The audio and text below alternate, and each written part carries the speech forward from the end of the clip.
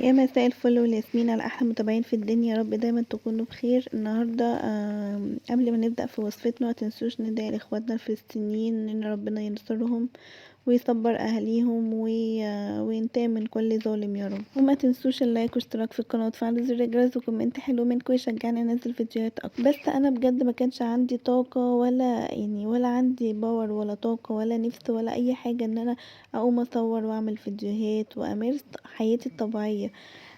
مش عارفه الواحد بجد تحس هو استغفر الله العظيم يا رب بجد.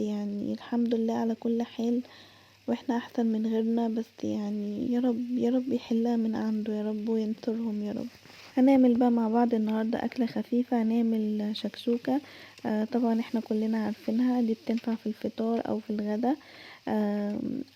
حطيت شوية زيت وقطعت بصل وفلفل رومي وطماطمايه وفصين توم، وهبتدي ان انا اشوحهم كده تشويحة بسيطة مع بعض، اللي هما كل حاجة تنزل ميتها والطماطم تدوب معانا، تنزل ميتها معلش اعذروني، انا اسفه، انا مش عارفه، انا حاسه ان انا متلخبطه او بقالي كتير ان انا ما صورتش معاكم، بس ان شاء الله هرجع احسن من الاول.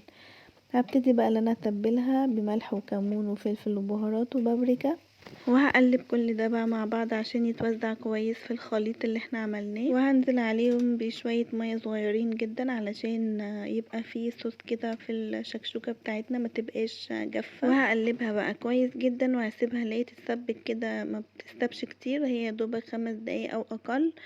وهملحها كويس جدا وهدوقها طبعا قبل ما احط البيض، علشان انا مش هحط عليها بهارات تاني غير ذرة فلفل فوق الوش. انا حسيت اللي هي عايزه شويه ميه تانيين، طبعا زودي الميه شويه علشان لما تيجي تحطي البيض وتغطيها ما تنشفش معاكي، عشان ما تبقاش جافه كده معاكي وانت بتاكليها وتتلسع او تتحرق منك من تحت.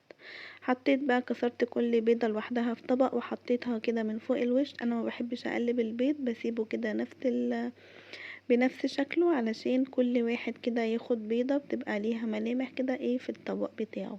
مبحبش احط البيض واقلبه ده كده بيضة بيضة في الطبق، طبعا علشان لو اشوف البيضة كويسة ولا لا، ما احطهاش كلهم كده مع بعض، وتيجي مثلا لو في بيضة بايظة ولا حاجة تبوظ لي البيض كله. لازم تكسري بيضة، كل بيضة في طبق لوحدها.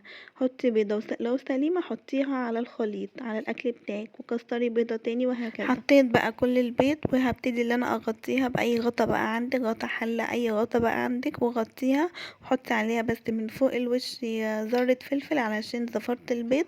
طبعا احنا بنبقى حاطين التوابل بتاعتنا كلها بس، وسيبيها بقى لحد ما البيض بتاعك يستوي ويبقى كويس. انت بقى لو عايزه تقلبيه قلبيه، انا مش بحب اقلبه، بحب كده يبقى شكله باين في الطبق بس. وعملت جنبيها بقى بطاطس وحطيت مخلل، وكان عندي بابا غنوج، ودوت كان اكلنا النهارده.